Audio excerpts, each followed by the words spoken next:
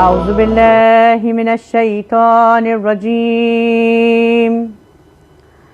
بسم الله الرحمن الرحيم. الحمد لله رب العالمين. الصلاة والسلام على أشرف الأنبياء والمرسلين، خاتم النبيين، شفيع مذنبين، النبي المؤيد ورسول المسدد، مولانا أبي القاسم المحمد، وعلى أهل بيت الطيبين الطاهرين المعصومين المظلومين من يومنا هذا إلى يوم الدين. لعنة الله على أعدائه الأجمعين. آمين يا رب العالمين. قال الله تبارك وتعالى في كتابه المجيد وفرقانه الحميد وقوله الحق. بسم الله الرحمن الرحيم. والتين والزيتون وطور سينين وهذا البلد الأمين. لقد خلقنا الإنسان في أحسن تقويم. حاضرین محفل، السلام علیکم ورحمۃ اللہ وبرکاتہ. ابھی جن آیات مبارکہ کی تلاوت کا میں نے شرف حاصل کیا ہے وہ قرآن کریم کی سورہ والتین کی آیت کہ جس میں ارشاد باری تعالیٰ ہو رہا ہے کہ قسم ہے زیتون کی، قسم ہے انجیر کی، قسم ہے طور سینین کی، قسم ہے امن والے شہر مکے کی کہ میں نے انسان کو بہترین نظام اور صورت میں پیدا کیا ہے. سبحان اللہ. پروردگار عالم نے، وہ خداوند متعال نے جہاں انسان کو خلق کیا وہاں اس کی ہدایت کے لیے 1,24,000 انبیاء بھیجے. امامت کا سلسلہ نبوت کے سلسلے کے بعد جاری کیا تاکہ ہم تک ہدایتیں برابر پہنچتی رہے، انسان طرز زندگی سے آشنا ہوتے رہے. پروردگار عالم نے تو بہترین نظام ہدایت کو قائم کر دیا. اب یہ ہماری ذمہ داری ہے کہ ہم اپنے آپ کو، اپنی زندگی کو خدا کے حکم کے تابع گزاریں، اپنی آنے والی نسلوں کو اس دین حق کا پیغام پہنچائیں. بالخصوص ہر والدین کی یہ ذمہ داری ہے، ہر ماں کی ذمہ داری ہے کہ وہ اپنے بچے کی بہترین تربیت عطا فرمائیں.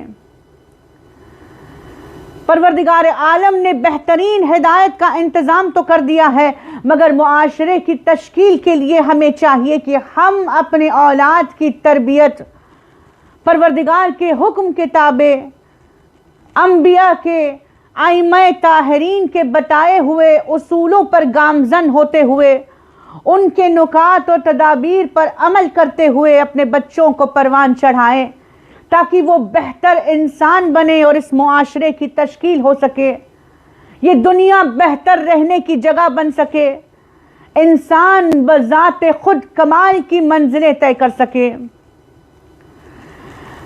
تربیت اولاد پر اتنا زور دیا گیا کہ آپ صلی اللہ علیہ وآلہ وسلم فرماتے ہیں کہ ایک باپ اپنے بیٹے کو تربیت سے، آداب سے بہتر کوئی تحفہ نہیں دے سکتا. میرے چوتھے آقا مقام مناجات پر جاتے ہیں تو دعا کرتے ہیں کہ پالنے والے مجھے یہ توفیق عطا فرما کہ میں اپنے بچے کو نیک آداب، تہذیب سے آراستہ کر سکوں.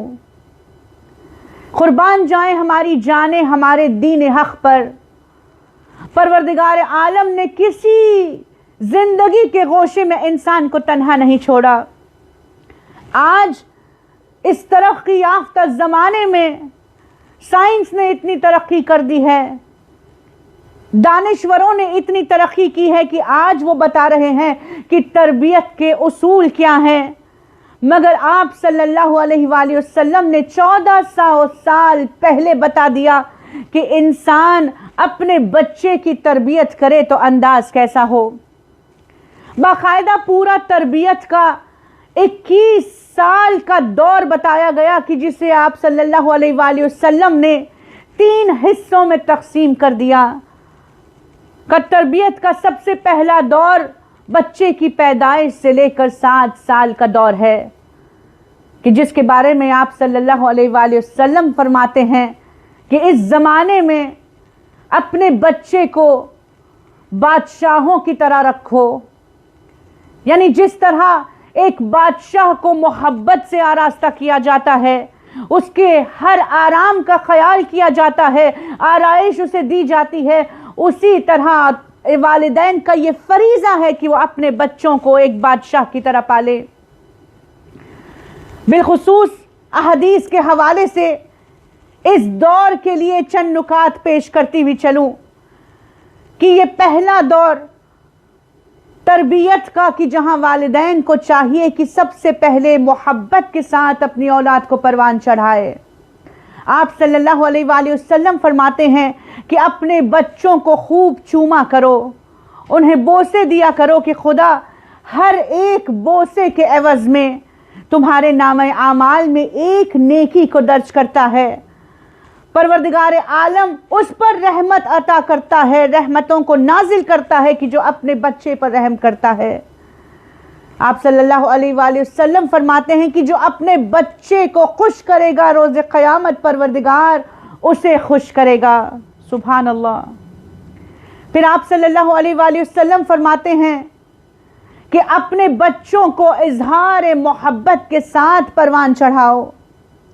آج سائنس ترقی کی ہے، سائنس نے ترقی کی، اور پھر آج کے سائنسدان کہتے ہیں کہ اگر کوئی ماں باپ چاہتا ہے، والدین چاہتے ہیں کہ اس کے بچوں میں کانفیڈنس لیول بڑھ جائے، تو اسے چاہیے کہ کم از کم دن میں 10 بار فزیکلی اپنے بچوں کو ٹچ کرے، انہیں پیار کریں۔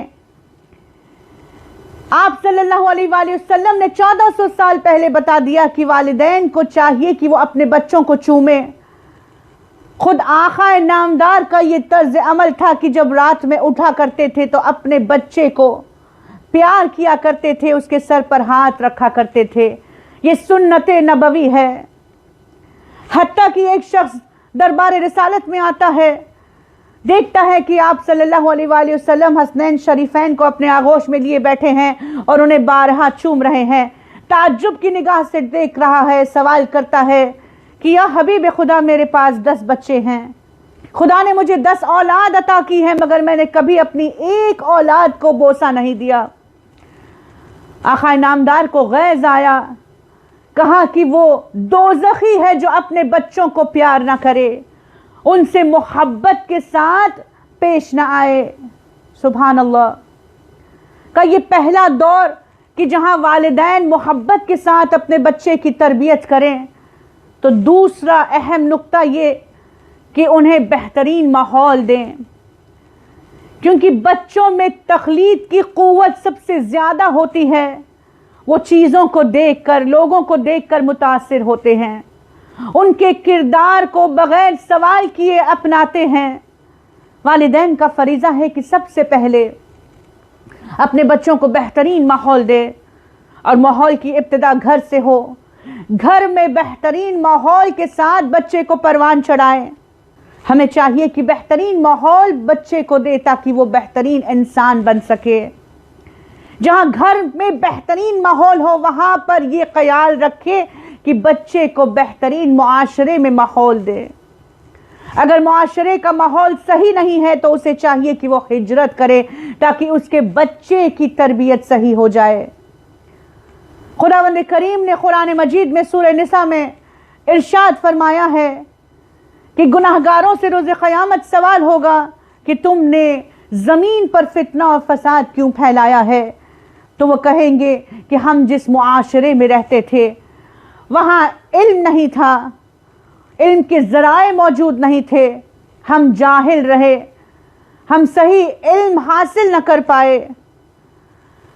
وہ کہتے ہیں، پروردگار کہتا ہے کہ وہ کہتے ہیں کہ ہم مجبور تھے۔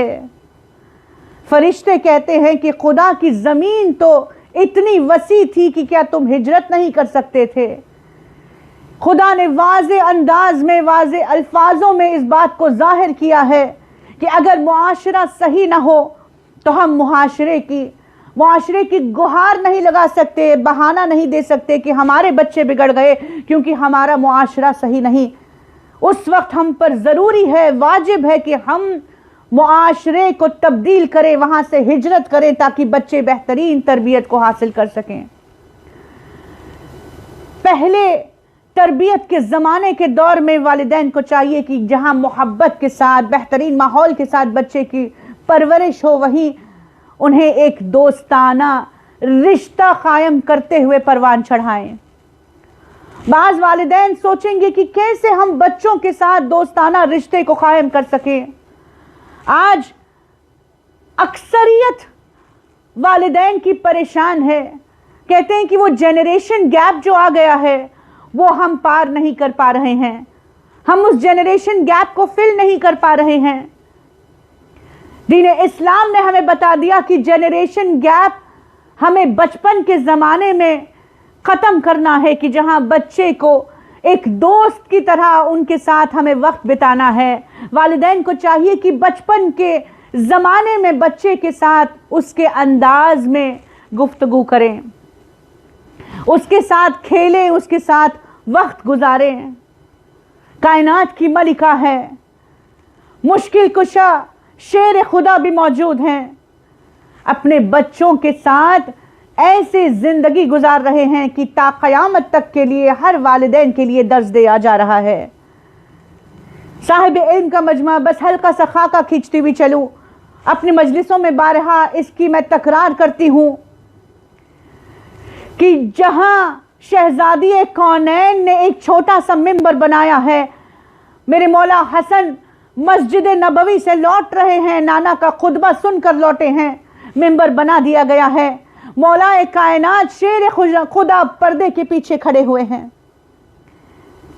چھپ کر اپنے بچے کی گفتگو کو سننا چاہتے ہیں، کیونکہ بی بی نے کہا تھا کہ جب میرا بچہ واپس لوٹتا ہے میں اسے ممبر پر بٹھاتی ہوں تو اسی انداز میں وہ گفتگو کرتا ہے، وہ بیان کرتا ہے کہ جیسے میرے بابا ممبر پر بیٹھ کر خطبہ دیتے ہیں۔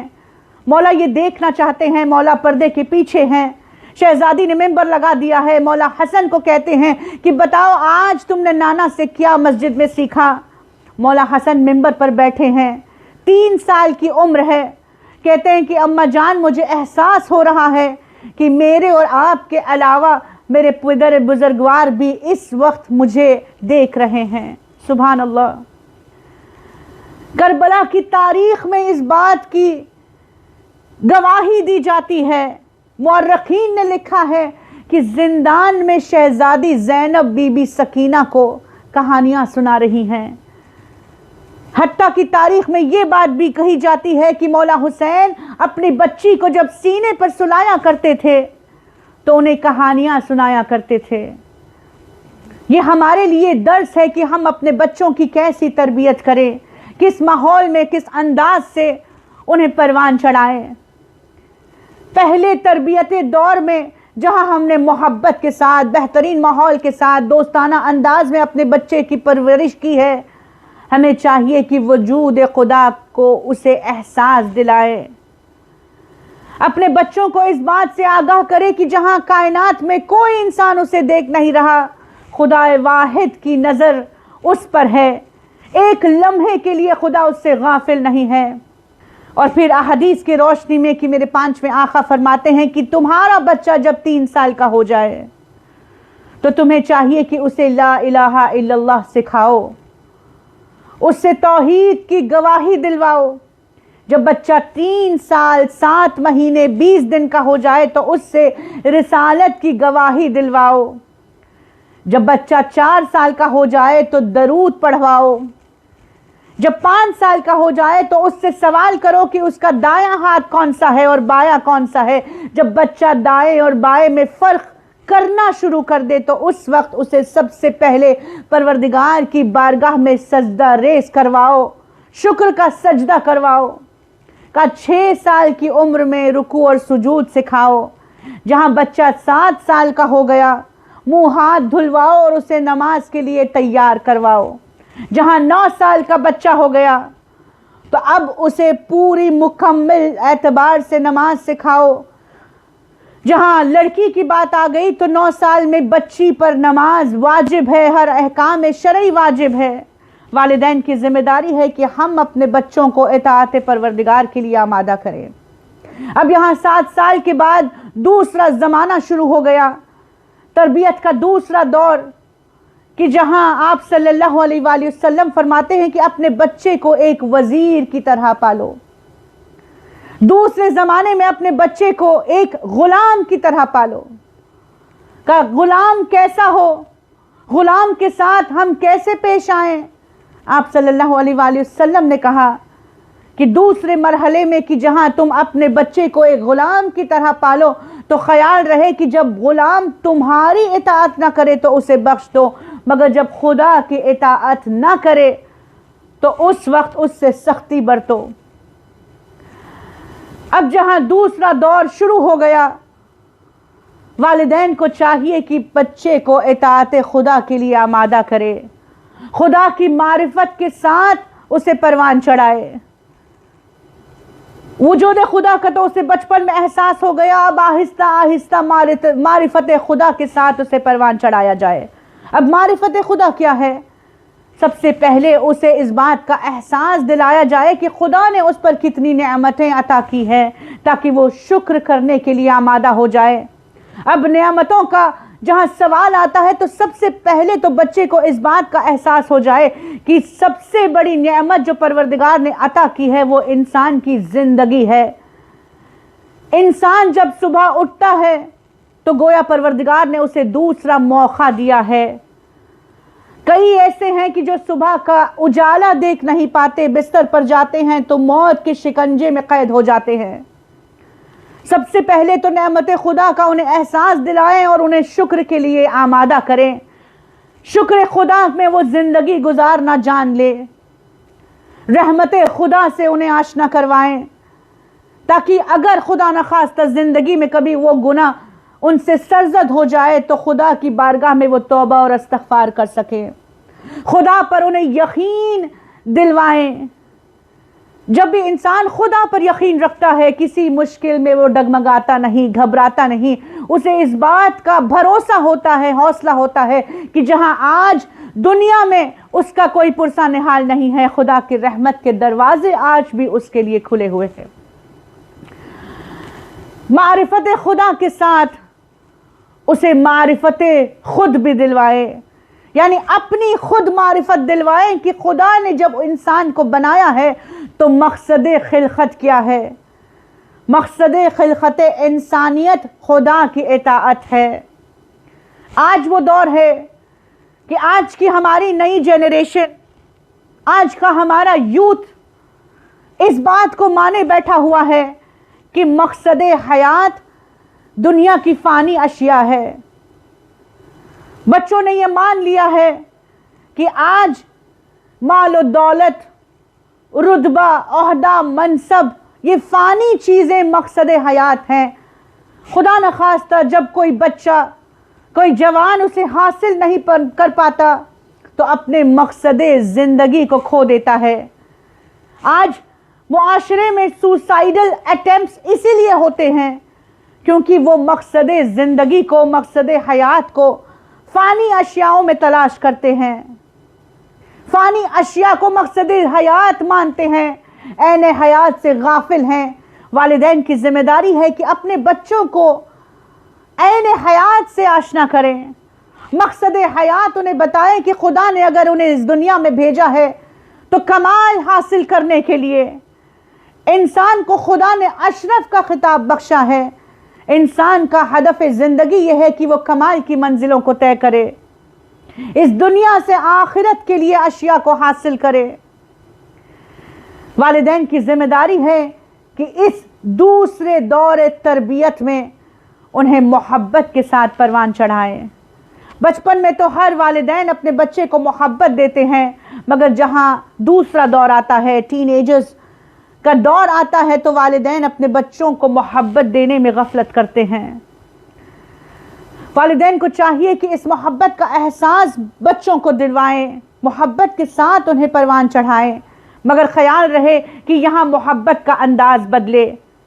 बच्चा खौफ और रजा में ज़िंदगी को गुजारे, वो सोचे कि मेरे वालिदैन मुझसे बेपनाह मोहब्बत करते हैं, मगर अगर मैं उनकी मुखालिफत करूं, अगर मैं खुदा की मुखालिफत करूं, गुनाह में अपनी ज़िंदगी को गुजारूं, तो सबसे पहले मेरे वालिदैन होंगे जो मुझे इस बात से रोकेंगे और वो नाराज़ हो जाएंगे।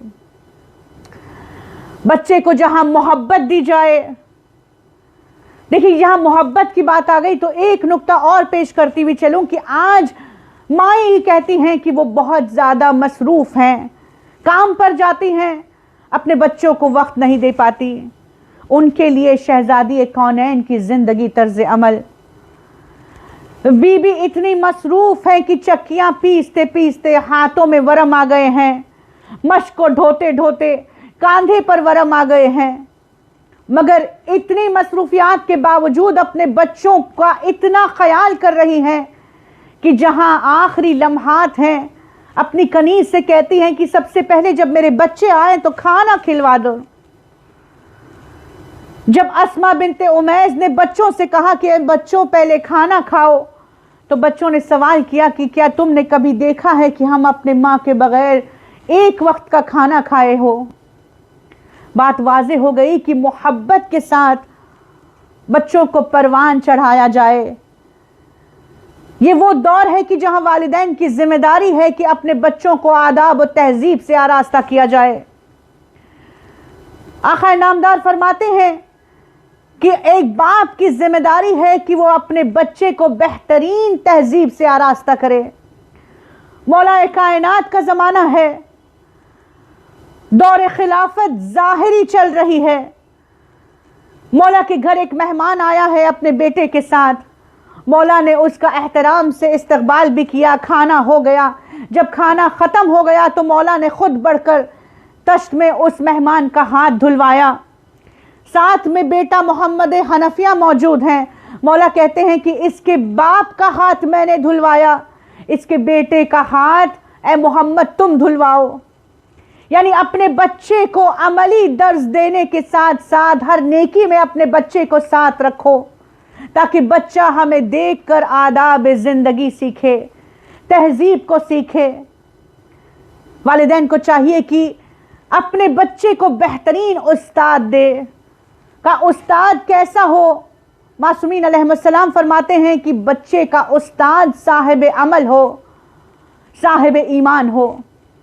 तारीख में कई वाक़यात ऐसे मिलते हैं कि जहां घर का माहौल बिगड़ा हुआ है, तरबियत सही नहीं है, मगर सही उस्ताद ने इंसान को इंसान बना दिया।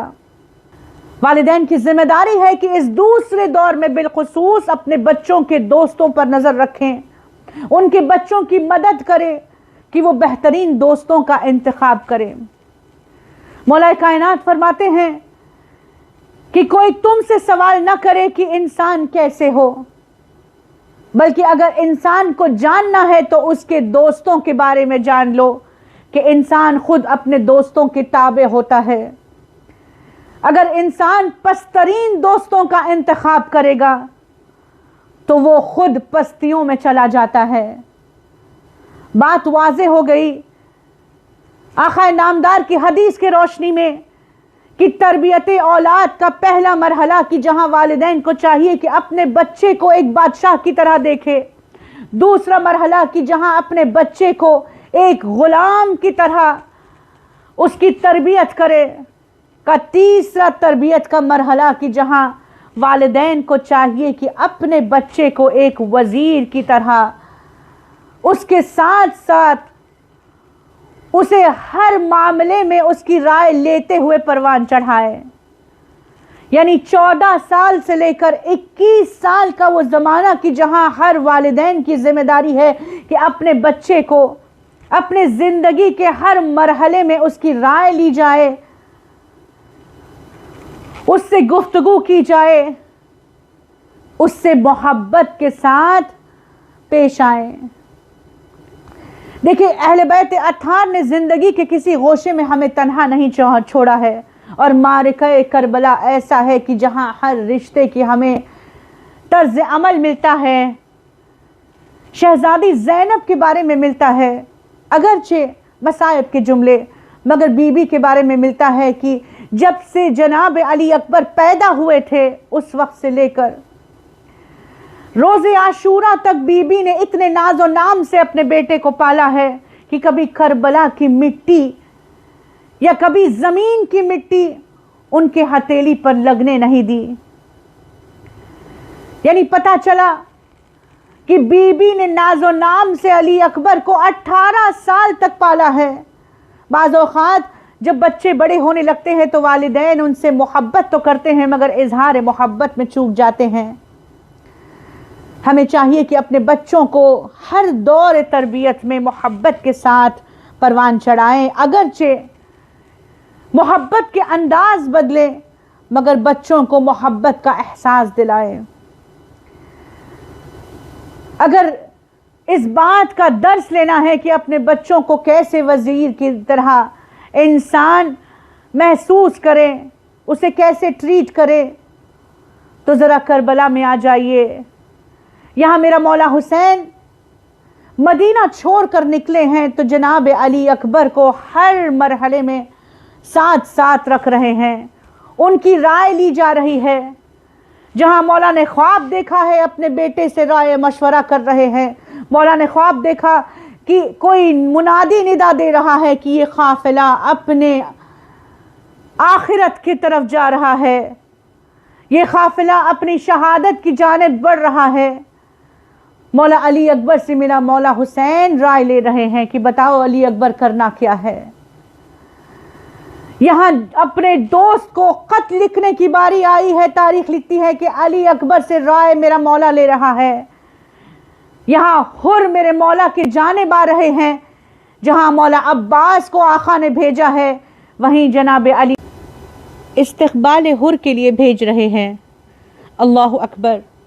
عزاداران سید الشہداء، یہ حر وہ ہے کہ جس کی وجہ سے میرا مولا حسین کا قافلہ کربلا پہنچا ہے۔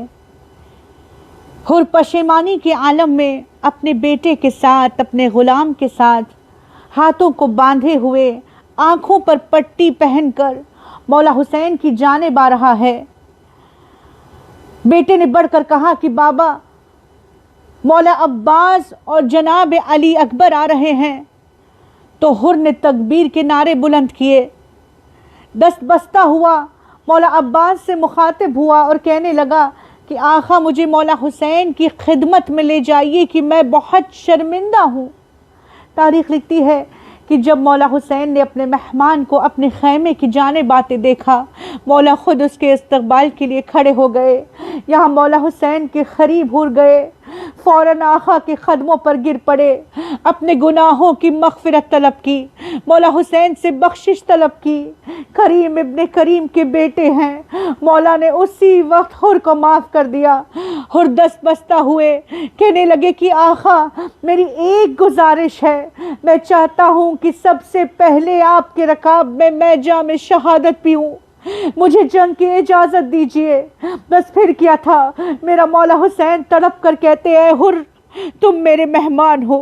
آج حسین اتنا غریب ہو گیا ہے کہ اپنے مہمان کو پانی تک دے نہیں پا رہا ہے۔ عزادارو، تاریخ لکھتی ہے کہ ایک وہ وقت بھی آیا کہ جب حر نے میرے مولا سے کہا تھا کہ اے میرے آقا، جب میں نے آپ کا رستہ روکا تھا، آپ کی لجام کو تھاما تھا، تو آپ نے کہا تھا کہ اے حر آہستہ بولو، تم اکیلے ہو مگر میرے ساتھ میری بہنیں ہیں، میری بہنیں پریشان ہو جائیں گی۔ اے میرے آقا، میں چاہتا ہوں کہ پہلے میں آقا زادیوں سے مغفرت طلب کروں، اگر آپ کی اجازت ہو تو میں بیویوں کے خیمے میں کے قریب پہنچوں اور ان سے مغفرت طلب کروں۔ مولا علی اکبر اور مولا عباس حر کو بیویوں کے خیمے کے باہر لے کر گئے۔ یہاں حر دست بستہ ہوئے، شہزادیوں کی سے مخاطب ہوئے، آواز بلند کر کے اپنی مغفرت کو طلب کرنے لگے، کہنے لگے آقا زادیوں، یہ گناہگار آپ کے سامنے ہے، روز قیامت اپنی ماں سے میرے لیے شفاعت طلب ضرور کر دینا، میں بہت بڑا گناہگار ہوں مگر آج اپنے گناہوں پر نادم ہوں۔ بس پھر کیا تھا، حر عازم جنگ ہوئے، شجاعت کے جوہر دکھانے لگے۔ سب سے پہلے تو غلام شہید ہوا، بیٹا شہید ہوا۔ وہ وقت بھی آیا کہ جب حر جام شہادت نوش کرنے لگے، مولا کو مدد کے لیے پکارا۔ میرا مولا حسین دوڑ کر حر کی مدد کے لیے پہنچ گئے۔ حر کے آخری لمحات ہیں، میرے مولا نے خود حر کے سر کو اپنے گود میں لیا، آغوش میں لے کر انہیں تسلی دینے لگے۔ آخری لمحات ہے، میرا مولا حر کو تسلی دے رہا ہے۔ میں دست ادب جوڑ کر کہوں گی، اے میرے مولا حسین، جب بھی کوئی شہید گھوڑے سے گرتا ہے تو اس کی احوال پرسی کے لیے آپ دوڑ کر میدان میں آ جائیں، مگر اس وقت کیا کیجئے گا کہ جب آپ کو خود سوار کرنے والا کوئی موجود نہ ہوگا۔ اے مولا، کنیزیں آپ کو اس وقت کا پرسہ دینا چاہتی ہے کہ جب آپ کو سوار کرنے والا کوئی نہ تھا۔ عزاداران سید الشہداء، میرا مولا حسین روزی عاشوراء اتنا غریب ہو گیا تھا کہ جب مولا پشت فرس پر سوار ہونا چاہتے ہیں، حسین نے دائیں دیکھا بائیں دیکھا مگر حسین کو سوار کرنے والا کوئی موجود نہ تھا۔ بہنوں نے آگے بڑھ کر میرے مولا حسین کو گھوڑے پر سوار کیا ہے۔ حسین میدان وغا میں گئے، ایسی جنگ کی، یہاں آواز خویبی آئی، اے حسین پلٹ آئے نفس مطمئنہ، میں تجھ سے راضی تو مجھ سے راضی۔ حسین نے تلوار کو نیام میں رکھا، بس کہیں سے تلواریں کہیں سے تیر برسے۔ وہ وقت بھی آیا کہ میرا مولا ذوالجناح سے زمین پر آیا، زمین کو تلاش ہے کہ حسین کہاں ہے، نہ پشت فرس پر میرا مولا ہے نہ زمین پر، بلکہ تیروں پر میرے مولا معلق ہے۔ وہ وقت بھی آیا کہ جب حسین سجدہ کر رہے ہیں، شمر ملعون میرے مولا کے سینہ اقدس پر سوار 13 ضربتوں سے سوکھے گلے کو کاٹ رہا ہے۔ یہ خونی منظر 3 لوگوں نے دیکھا۔ ایک در خیمہ پر شہزادی سکینہ دیکھ رہی ہے، تل زینبیہ پر بہن یہ خونی منظر دیکھ رہی ہے، اور ایک دکھیاری ماں دشت نینوا میں میرے مولا حسین کی لاشے کے قریب کبھی دائیں جاتی ہے کبھی بائیں جاتی ہے، فریاد کرتی ہے، اے شمر میرا بچہ 3 دن کا پیاسا ہے، میں نے چکیاں پیس کر اپنے بچے کو پالا ہے، اے شمر میرے بچے کے سینے سے اتر جا، اتنا بڑا ظلم نہ کر۔ ربنا تقبل منا انك انت السميع العليم۔